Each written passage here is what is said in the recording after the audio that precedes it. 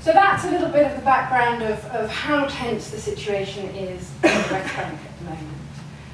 Now, during my recent trip, I also went to a rehabilitation centre before I went to Gaza, and it was there that I met Hassan al-Halak, who is a rather lovely young man who was a student at Oxford Brookes University, and he returned to Gaza with his wife, Samar, and their 2 children. He was working with the Arab Bank. Samar is part of, or was part of a tapestry project that has been run by Jan Chalmers, who's based here and has lived in Gaza for a long time with her husband, who's a medic. And she set this rather nice project up where Palestinians tell their history along the lines of the bio tapestry. They're creating a Palestinian kind of tapestry about the history of Palestine. And she was the Gaza coordinator for that. Some of you may have heard about the story of this family, but I was invited to go and meet Hassan, who had a leg injury, and that's why he was in the West Bank in this rehabilitation centre. So the family themselves were living in the north of Gaza City when the offensive began. And as a result, because that area has been historically an area that has been targeted quite a lot, they decided that they were going to move to Shalan. After which, of course, Shalan turned into an absolute disaster for people, and so they decided that in order to be safe, they would then go to their sister's flat, which was right in the centre of Gaza City, in an area called Ramal, which was seen as the most safe area you could possibly be. They were preparing to break fast, and Hassan was in the front room with his father and his brother and a cousin. And in the back room was his mother, his wife, their 2 sons, his sister, her son, and his brother-in-law, and they were preparing the meal. And suddenly a missile strike occurred straight into the flat. Hassan was thrown off the sofa and as a result had a very bad injury to his leg. He came to with his brother telling him he had to get out of the flat, and as he looked back into what had been the kitchen, he saw the body of his mother and the leg of one of his sons coming out from underneath the door. Everybody that was in that room died. They didn't even find the body of the nephew because they think that he was struck by the missile directly. None of them had any links to militancy. Another flat was also struck at the same time in the same level of the building. All the fatalities there were also civilians. And Hassan said he didn't know whether there were militants living in the rest of the building, but certainly the part of the building that was targeted had nothing to do with militancy. And he and his father was accompanying him in this rehabilitation centre, were so calm, it was quite extraordinary. And they just very calmly told their story. And his father didn't say anything, he just showed a photograph of one of the members of the family carrying the body of his grandchild out of the building. I don't know how either of them are going to cope when they return to Gaza, because I think that's when the shock will really kick in. But that is a story of Hassan. It is by no means a unique story, unfortunately. So if we look back at what actually happened during those 51 days, at least 2,100 Palestinians were killed, including 506 children. During the same period, 71 Israelis were killed, of whom 66 were soldiers, and one of the civilian casualties was a child. But there were at least 142 Palestinian families with 3 or more members killed in the same incident. So 142 families sharing the same kind of experience as the al-Halak family. Over 11,000 Palestinians have been injured, including 3,436, and as I understand it, at least 1,000 of those were life-changing injuries. 500,000 people were displaced from their homes, which represents 28% of the entire population. during the actual 51 days. And now, according to a preliminary assessment by UNRWA, up to 80,000 refugee homes were impacted during those 51 days. It's estimated also that 18,000 housing units have been either damaged, destroyed entirely, or severely damaged. And that's left more than 100,000 people homeless to this day. There are also an estimated 7,000 unexploded ordnances that are littering Gaza at the moment, and they are posing a serious threat, and especially to children who mess around in the rubble, who like picking up various things. So there is still a very dangerous kind of situation, just in terms of those ordinances that have been left.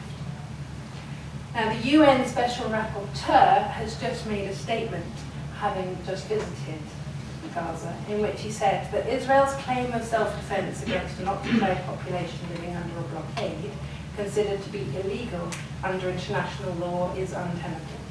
In a population where over half of the 1.8 million people are under 18, this is truly a tragedy. It will be felt for generations to come. Israel must immediately lift the 7-year land, sea and air blockade of Gaza and urgently allow needed materials for reconstruction and recovery.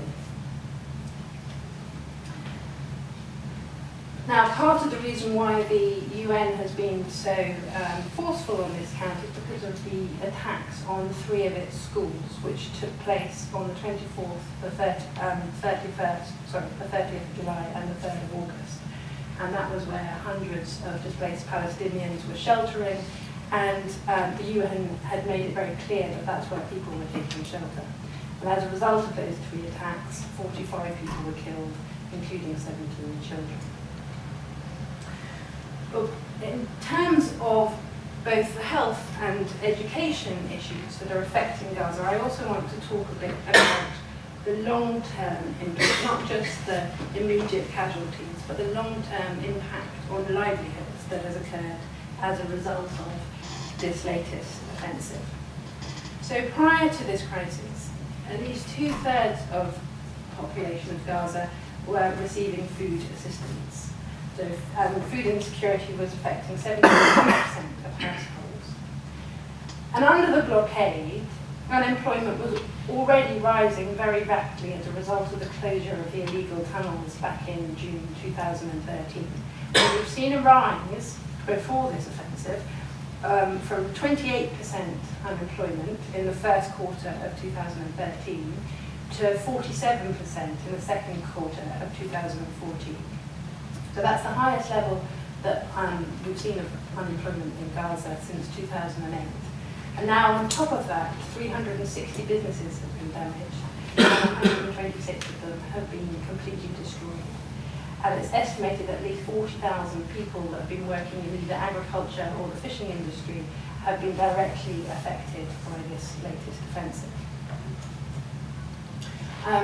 This is a factory that I visited on my way down to visit colleges in the south of Gaza. And it's actually a drinks factory. In terms of health, it wasn't necessarily producing very healthy drinks, it's Tango and Coca-Cola, but nevertheless it was providing employment for quite a large number of people. On the same road, this is a biscuit and ice cream factory that was also targeted.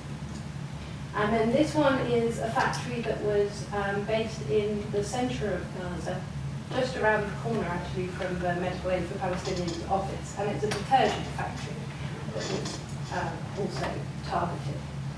And when I visited the MAP office, they were telling me the story of one of the owners of a factory who apparently was called up and as a warning and was asked, what would you rather for us to target your factory or your home? And then there was another story of a guy who had 2 factories, and he was told that they were going to strike that. And because one of them was in the north of Gaza, which he thought was more dangerous, he brought all of his materials from that factory to his other factory, and then they struck the one that he'd moved it all to. So he was very aware that they were actually tracing what movements were to. This is the fishing harbour, which was also struck during the offensive. Those are the fishermen that were going out early in the morning. Actually, they were probably coming back as I caught a look at what they've all actually caught. As you can see, it's not a very large catch that I caught there. This is a statement from somebody that was actually before the offensive, where he says to go over 6 miles is death. So the barrier on the fishing industry for fishermen in terms of where they're allowed to actually go and fish has been fluctuating between 6 and 3 miles over the course of the blockade. 6 miles is what it is currently at, and that is actually as part of the agreement that was reached on the 26th. So during the offensive, obviously it was very difficult for fishermen to go out, and then afterwards the limit was extended from 3 to 6 nautical miles. And if you go beyond those 6 nautical miles, you get fired on. But actually, while I was there, I could hear, because I was staying on the coast, I could hear the naval fire that was going out very early in the morning towards the fishermen near Beit Lahia in the north. And they were saying, they also arrested a number of them too, and the Israeli forces were saying that they were going beyond the 6 nautical miles, and the fishermen were saying that they were actually pushing them back to the 3 nautical miles. So I don't know what the case is, but in either case, 6 nautical miles isn't really enough for fishermen to be able to get the kind of haul that they need to have any kind of fishing industry in any case.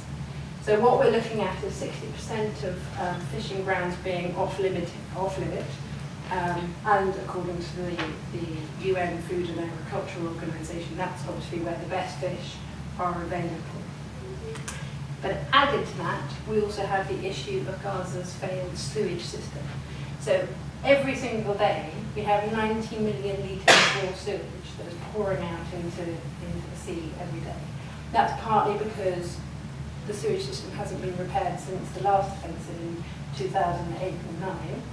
It's not the last, the last big offensive in 2008 and 9. And also because the kinds of materials that need to get in order to have those repairs aren't allowed in under the blockade or haven't been. So we have a situation in which that's going into the sea. What they're actually bringing out of the sea and eating is swimming around in all of that raw sewage. In addition to that, 95% of fishing families have been reported to be dependent on food aid. And now we have reports that losses have been inflicted to the tune of $10 million on just the fishing industry. There have been recent reports now that there are going to be exports of fish allowed for the first time to the West Bank. So that's